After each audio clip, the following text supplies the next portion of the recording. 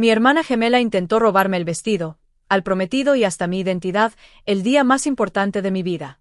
Pero lo que ella no sabía, es que yo también tenía unas bajo la manga. El día más importante de mi vida se convirtió en un circo familiar, cuando mi hermana gemela apareció vestida de novia, gritando que yo era una impostora. No es broma. Tampoco una película. Es mi historia real. Una donde el amor, la envidia y la traición se mezclaron tan retorcidamente, que terminé casándome bajo vigilancia, mientras mi madre ayudaba a mi hermana a robarme la identidad, el vestido y al esposo. ¿El resultado? Una boda custodiada por policías, una hermana esposada y una familia rota para siempre. Pero lo más perturbador no fue que intentara suplantarme en el altar, sino descubrir que llevaba años saboteando mis relaciones, copiando mis pasos y acechando mi vida desde las sombras. ¿Hasta dónde puede llegar alguien que comparte tu misma cara, pero odia tu felicidad? ¿Qué harías si la persona más cercana a ti se convirtiera en tu peor enemiga? Esta es la historia de cómo convertí el engaño en justicia y el caos en una lección inolvidable. Una historia tan intensa, que te hará preguntarte si realmente conoces a tu familia. Quédate hasta el final.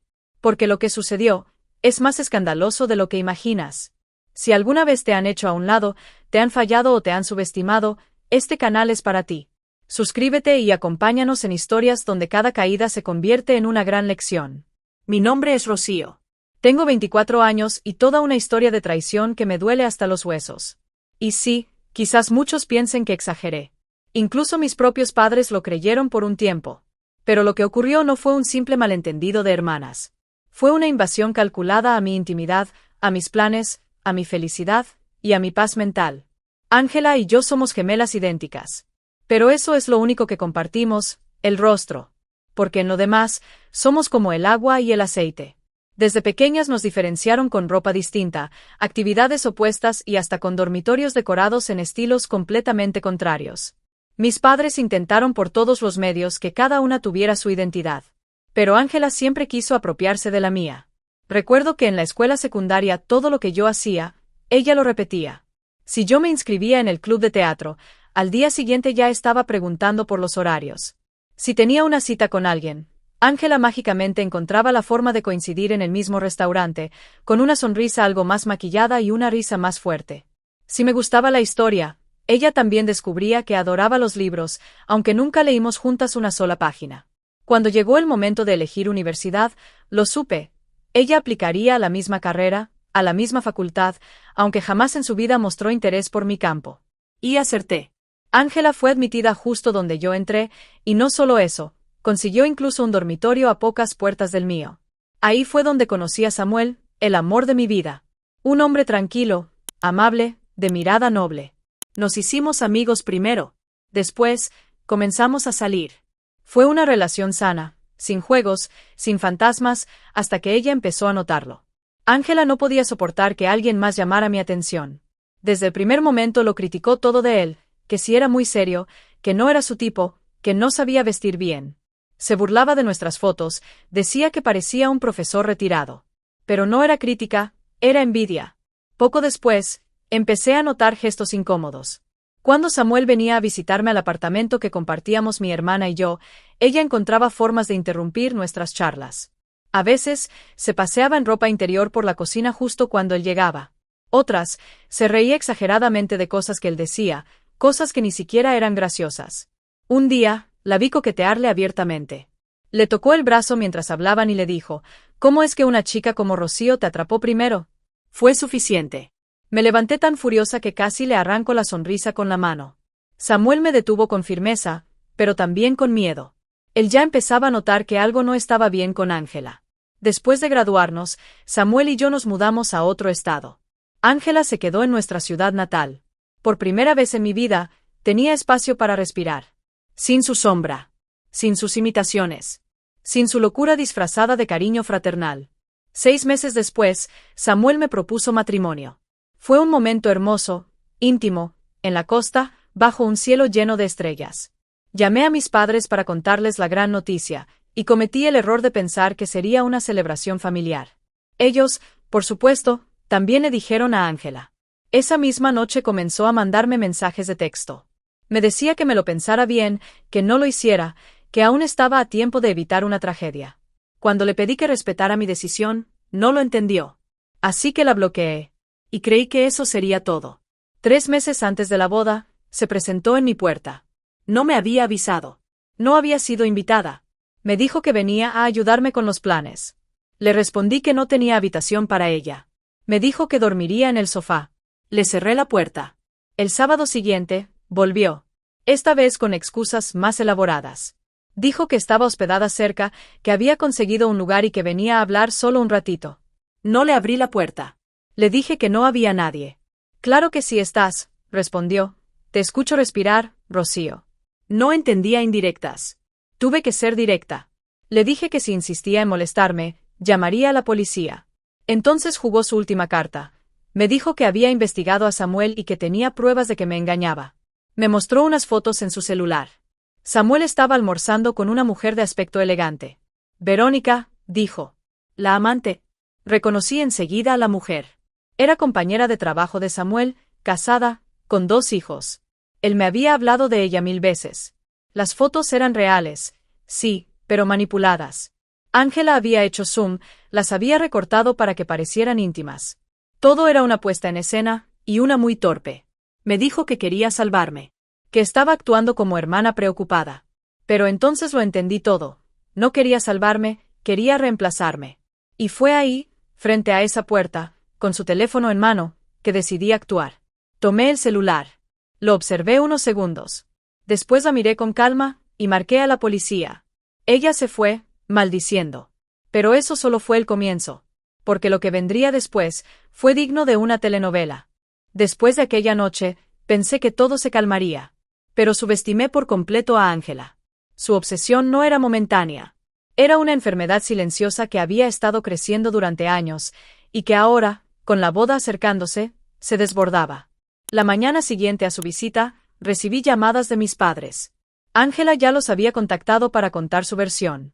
Según ella, yo la había echado, humillado, y hasta amenazado con hacerle daño si no se alejaba de mi casa. Mis padres estaban confundidos, pero más que nada, decepcionados, de mí. Mi madre me llamó llorando, diciendo que no podía creer cómo estaba tratando a mi hermana. Me dijo que las hermanas se ayudan, que las hermanas se protegen, que yo estaba siendo cruel. Le respondí que lo único que estaba protegiendo era mi paz. Y entonces lo soltó. Me dijo, la estás tratando como si no fuera parte de tu vida, como si fuera una intrusa. Y no pude callarme.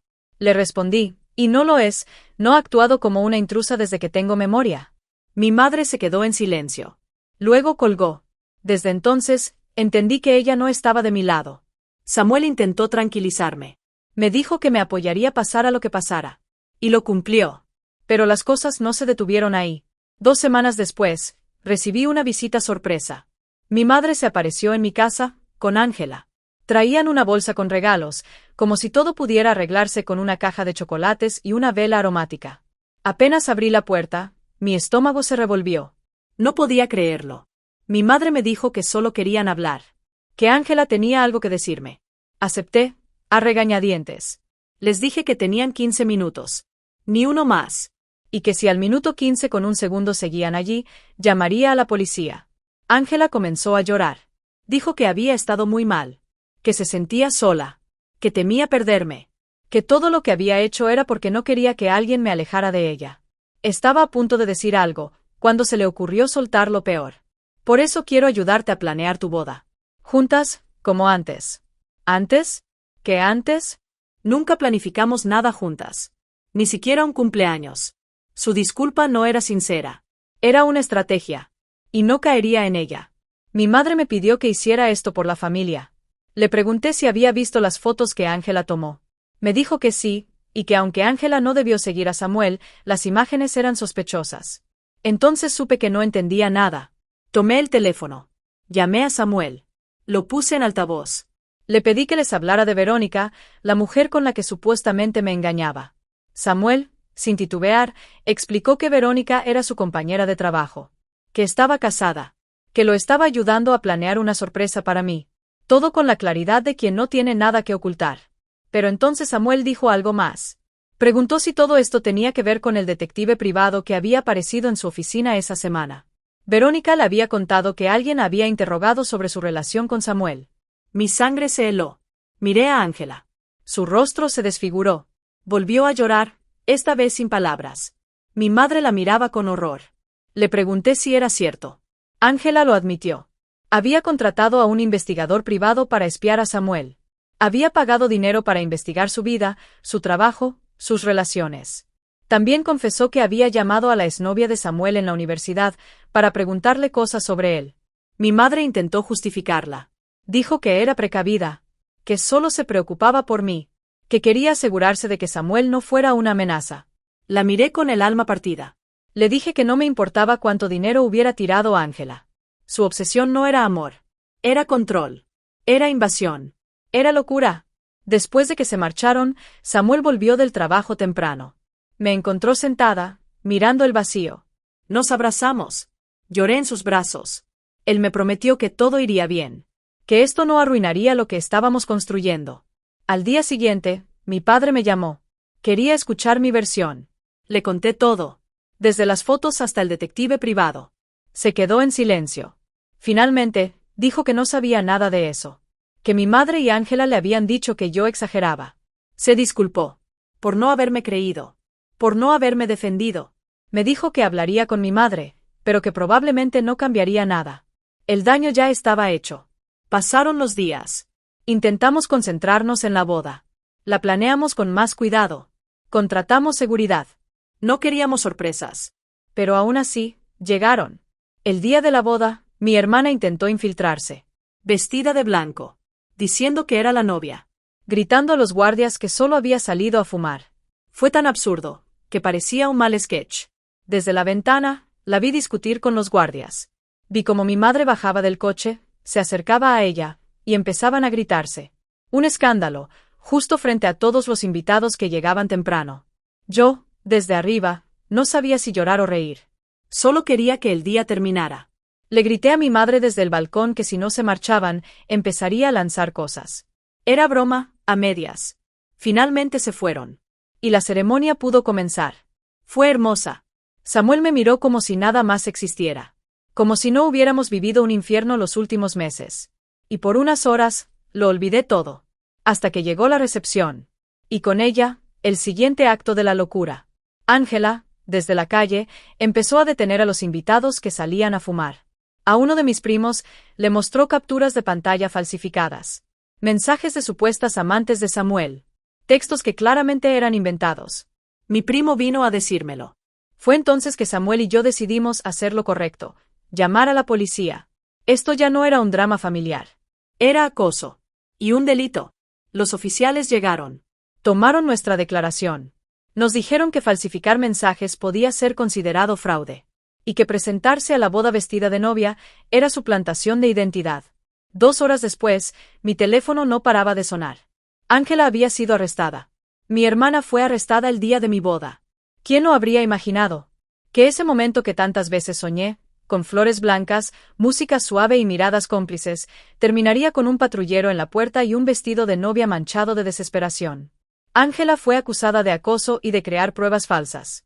La policía le confiscó su teléfono y descubrió que los mensajes que estaba mostrando a mis invitados habían sido editados con aplicaciones de falsificación. Lo había planeado todo.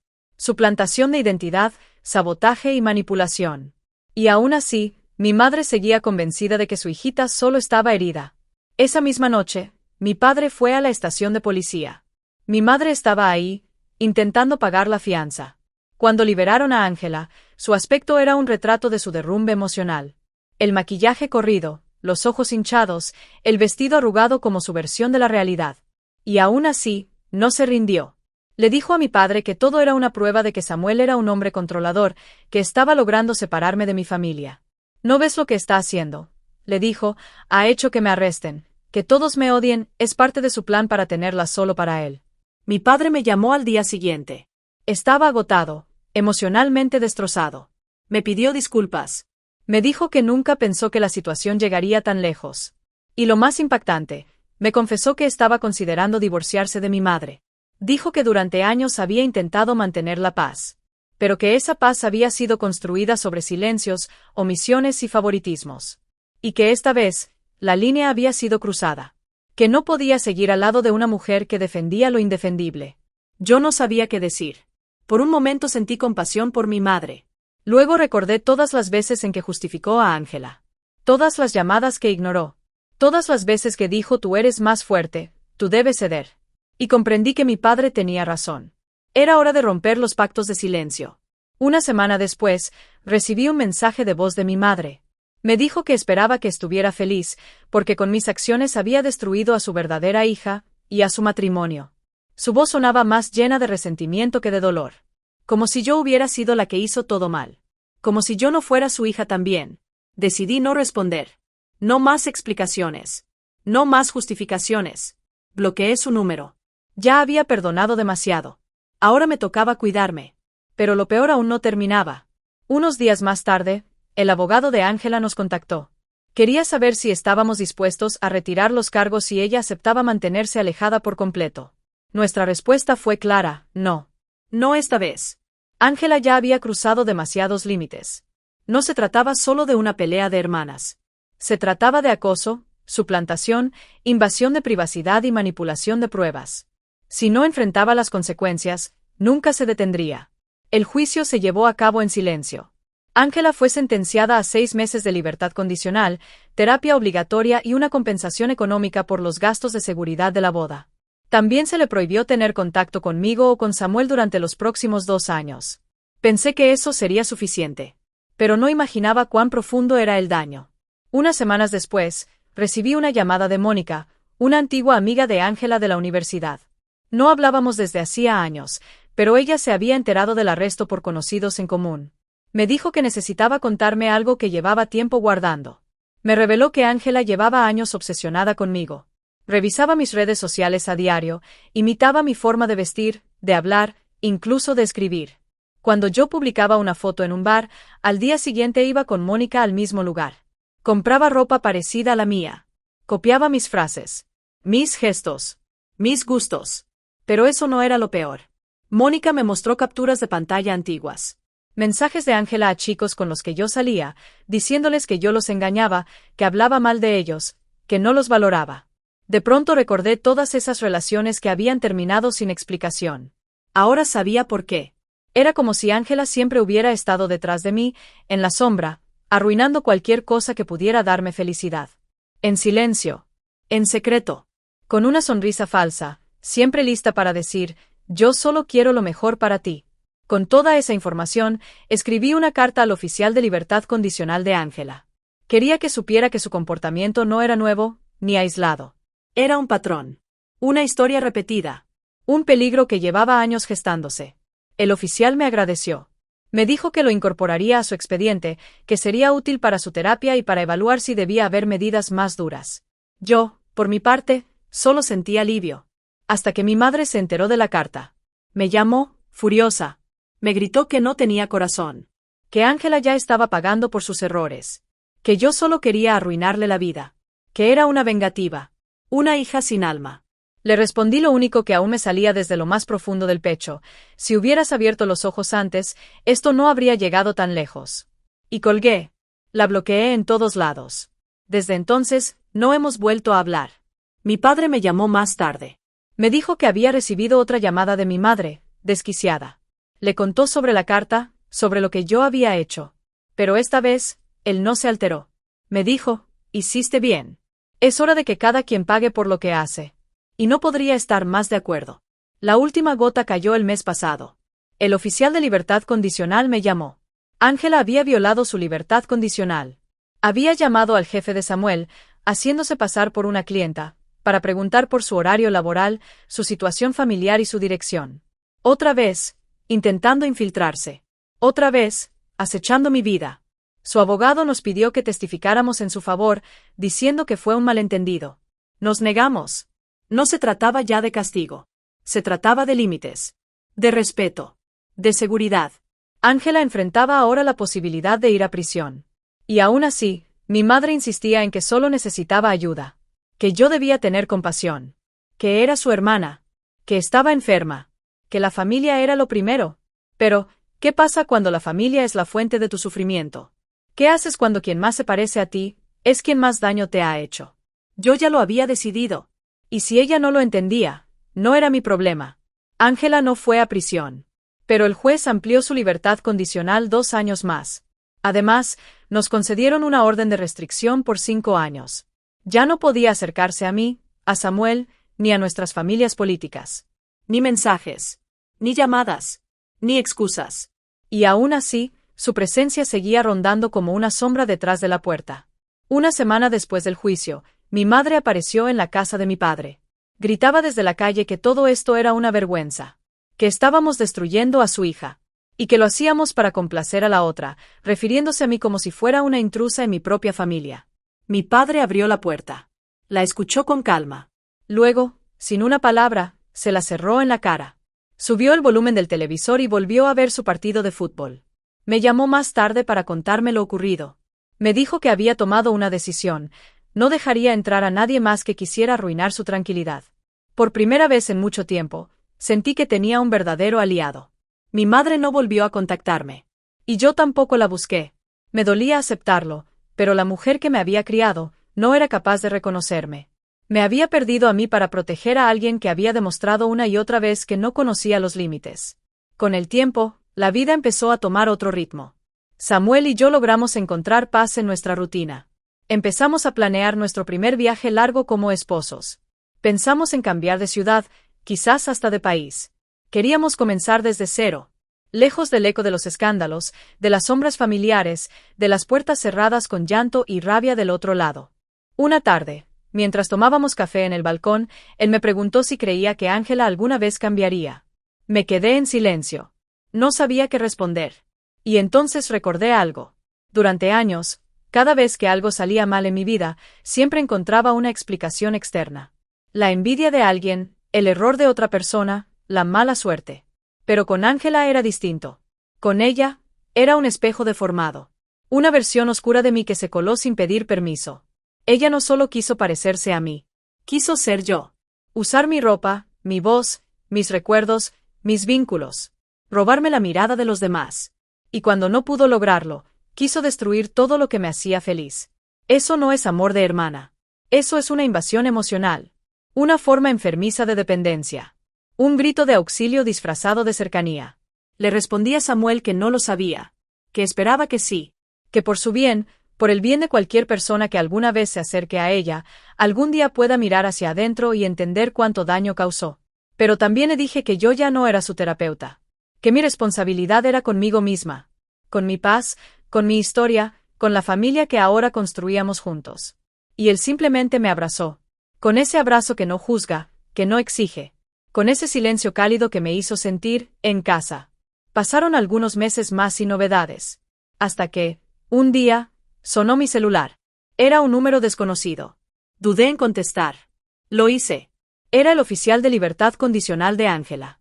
Me dijo que ella había cumplido las primeras condiciones sin mayores incidentes, pero que aún se mostraba muy reticente en las sesiones de terapia. Que no asumía responsabilidad. Que seguía hablando de mí como si yo fuera la causa de todo. Le agradecí por avisarme. Colgué. Y por primera vez, no me afectó. No lloré. No me frustré. Solo cerré los ojos y respiré. Porque entendí que la historia con Ángela, aunque nunca termine del todo, ya no me define. Ya no controla mi narrativa. Hoy, sigo sin hablar con mi madre. Mi padre, en cambio, se ha convertido en parte activa de nuestra vida. Viene los fines de semana. Nos ayuda con cosas de la casa. Se ríe con Samuel. A veces hasta cocina con nosotros. Y cuando hablamos de todo lo ocurrido, lo hacemos sin odio. Solo con esa madurez que da el tiempo y la distancia. Lo curioso es que, ahora que me alejé de quienes más daño me hicieron, descubrí cuánto me quiero. Cuánto valgo. Cuánto había perdido por intentar complacer a quienes no sabían amarme sin condiciones. Y en el fondo, esa es la lección más poderosa que me dejó esta historia. Porque muchas veces, quienes deberían protegernos, son los primeros en traicionarnos. Porque a veces, la familia no es donde nacemos, sino donde encontramos respeto. Porque no estamos obligados a mantener vínculos que nos hieren solo por llevar la misma sangre. Y porque, a cualquier edad, es válido comenzar de nuevo. Sin ruido. Sin máscaras. Sin fantasmas. Hoy, mi historia no es la de una víctima. Es la de una mujer que sobrevivió a la peor traición que se puede vivir, la de una hermana que quiso borrar su identidad. Pero también es la historia de una mujer que eligió decir basta. Que trazó límites. que se eligió a sí misma por encima del que dirán. Y si tú, quien me escucha, alguna vez has sentido algo parecido, quiero que sepas esto: mereces paz. Mereces amor. Y, sobre todo, mereces que te respeten.